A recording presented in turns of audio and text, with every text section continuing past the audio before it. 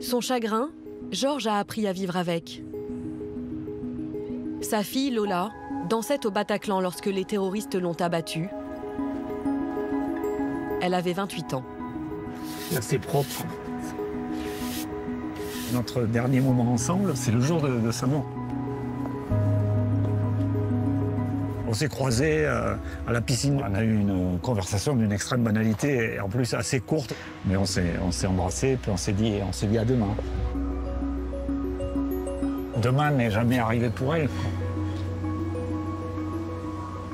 Désormais, nous sommes dans des espaces-temps différents. Le sien, c'est terminé. Elle est injoignable. Elle est injoignable. Je le regrette infiniment, mais ça fait partie de mon deuil de l'accepter, de ne pas essayer de me raconter des histoires, quoi. Pour moi, le lendemain, ça a été une journée cauchemardesque d'abord.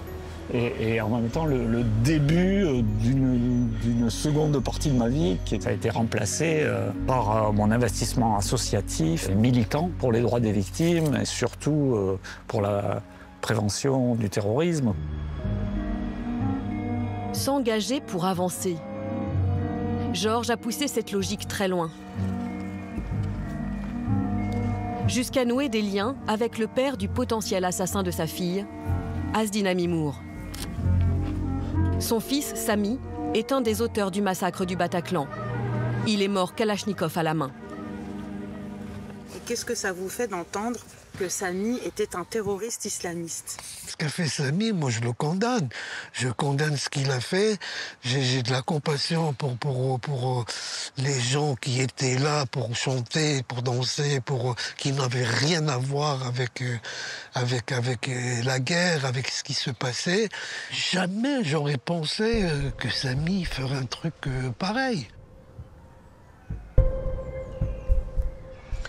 Ça, c'est quand il était au foot. Ça, c'est lui.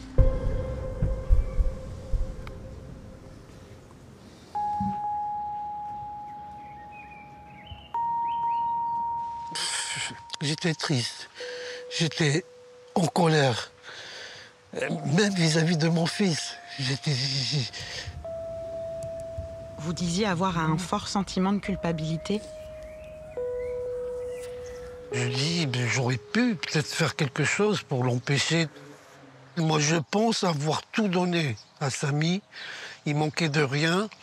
Mais peut-être que l'essentiel, j'ai pas pu lui donner parce qu'il m'échappait. Et puis voilà.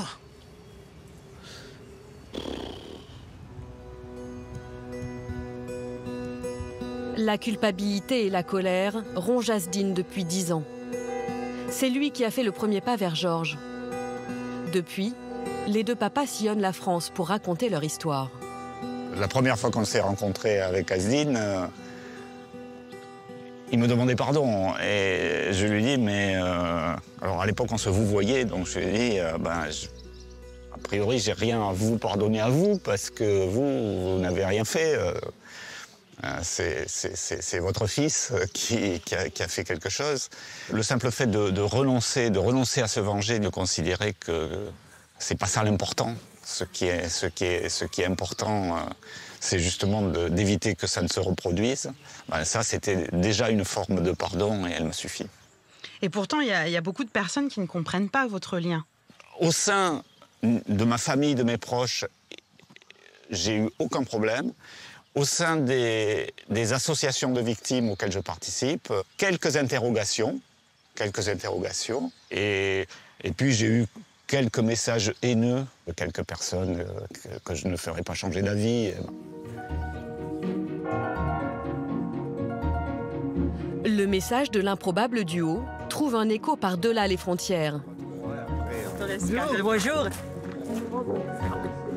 Une ONG laïque italienne les a conviés à une conférence sur le pardon. Comme chaque année pour la Journée internationale du pardon, nous avons des invités internationaux. Et cette année, 2 invités exceptionnels. Asdin Amimour et Georges Sali.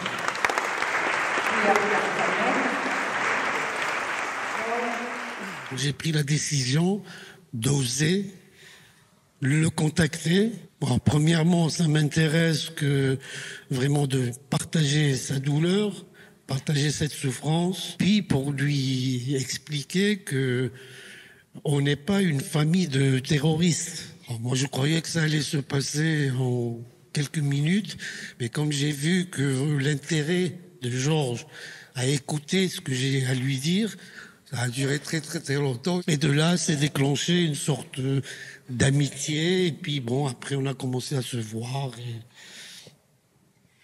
Je savais que ces familles étaient innocentes et je savais que leur souffrance était même plus forte que la mienne parce que à la perte de l'enfant s'ajoutait la culpabilité vécue et le regard de la société, le regard accusateur de la société. Grazie. Je voudrais vous remercier avec les titres d'ambassadeur du pardon.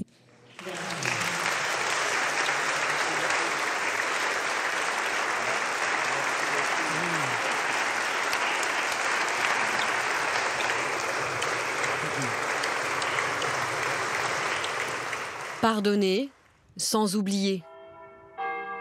Et se confronter à la réalité pour supporter la peine.